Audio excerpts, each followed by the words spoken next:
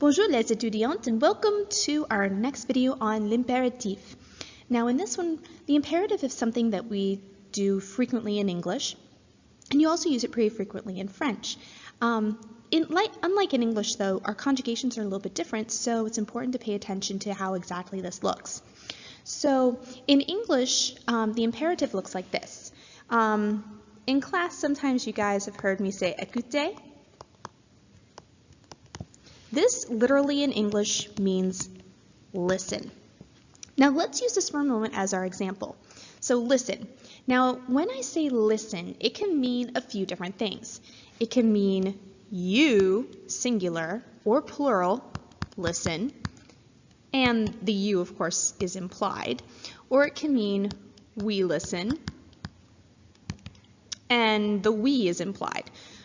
Frequently, we isn't used as much in English, but it still does show up. Now in French, obviously, since it's you listen or we listen, they have different ways of saying this, and they also have different conjugations. After all, notice it's listen and listen. In French, it's not. We actually conjugate it. So let me show you how we conjugate a regular ER or ER verb like écouter, which is to listen.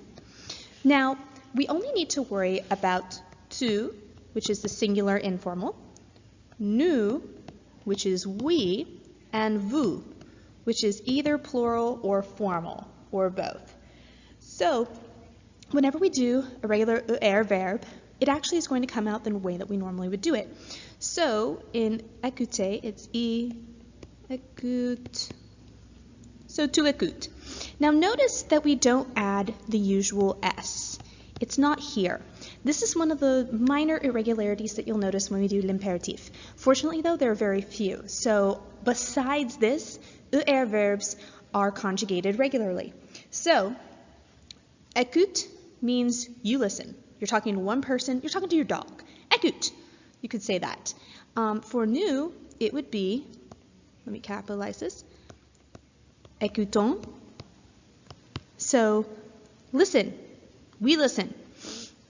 You can also say, my favorite that I use all the time with you guys, écoutez. And notice the conjugations are just the normal. ONS for nous and EZ for vous. The only difference, of course, is tu. We get rid of the S and it's just écoute. And there you go. Now, the beautiful thing is this works the same with all other regular ER verbs.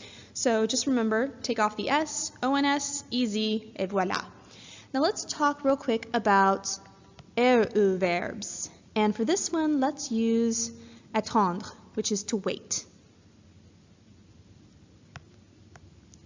So we have tu, nous, and vous as possibilities for what we can do. And these actually conjugate just the way that you would when you're doing tu, nous, and vous. So the first one is attendre. Notice we have the D and the S at the end there. The next one would be attendons. Notice the ONS here. And then the last one, attendez. Notice we've got that regular EZ. So again, not too bad. Beautiful thing, ER verbs are exactly the same as well. So let's use finir as our example, which means to finish. So if you're telling somebody, hey, finish up, this is what you would use. So let's do it. Tu, nous, vous. So starting with tu, it'd be fini. Notice we have the S. Nous finissons. SSONS, or ISSONS, yeah, you know what I mean. And then vous finissez.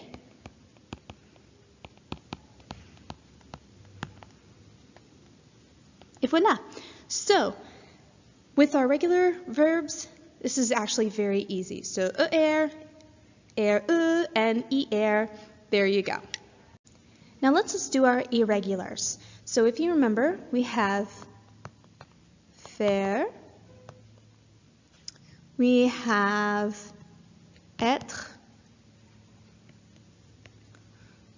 aller, et avoir.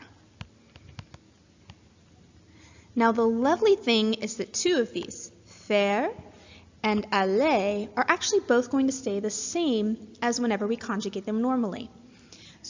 Unfortunately, être and avoir are a little bit different, so I'll show you those two in a moment. Now with faire, one of the things to keep in mind is because this means to do or to make, oftentimes it's followed by a phrase. So for example, if you're saying, do the dishes, faire le vase, then you're going to actually say it like that instead of saying just faire or fait or faisons. Normally that just doesn't really make a lot of sense. So you'll usually see this with an ellipses after it because it reminds you that you need to add something else to it. So we have tu, nous, et vous. So for tu, like I said, it's just regular. Fais les courses, do the errands, or something like that. We have faisons les courses. We need to do need to do the errands. Or vous faites. You guys need to do the errands. Whatever it is. So notice nice and regular, nice and easy. Now with aller, it's also the usual. So tu, nous, et vous. So the first one would be va, go. You, one person, go. Tell your dog, go. Let's see. With nous, say allons. Allons. Or for my Dr. Who fans out there, oops, allons-y. Yeah, this is where the allons comes from. This is why we say it that way, because it's actually l'impératif. And the E, you'll understand as we go along. Just saying. Okay, back to this. And the last one, allez, which means, hey, you guys, or you to someone that is of vous status. Allez, go, et voilà. Now, when we come to avoir and être, we get a little bit unregular. And these ones also require you to have a phrase with them because you don't usually just say have or be or was or something like that. It's kind of weird. So instead, here's what we use. Now we're going to assume tu is first, nous is second, vous is last because we're running out of room. So for être, it's soit. For nous, it's soyons. This is an O. Et pour vous, c'est soyez. Now, you might be thinking, okay, I can kind of see how you use the other ones. What in the world are you going to use with this? Well, here's an example. Imagine that you're telling your dog to be nice. Because you know how sometimes dogs get a little overexcited and you're like, hey, be nice. This is how you'd say it. Sois gentil. So be nice. And that's how you do it. Notice though, this is the singular one. So if you wanted to say it to multiple people, maybe you have a bunch of little kids that you're working with, it'd be soyez gentils. Notice we have the S because it's plural. Et voilà. It means be nice as well. So there you go. Now the other one that's a little bit different is avoir. And I'm really sorry guys, this one's a little bit unusual.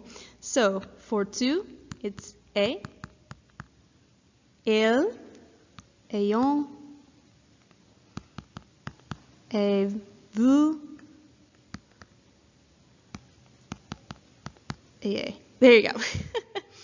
So for example, if someone wasn't being the most patient and it was just one person, you could say something like, ayez de la patience. Have patience. Chillax. Notice though, singular. So, voilà. Now last of all, let's talk about what happens when we add negation.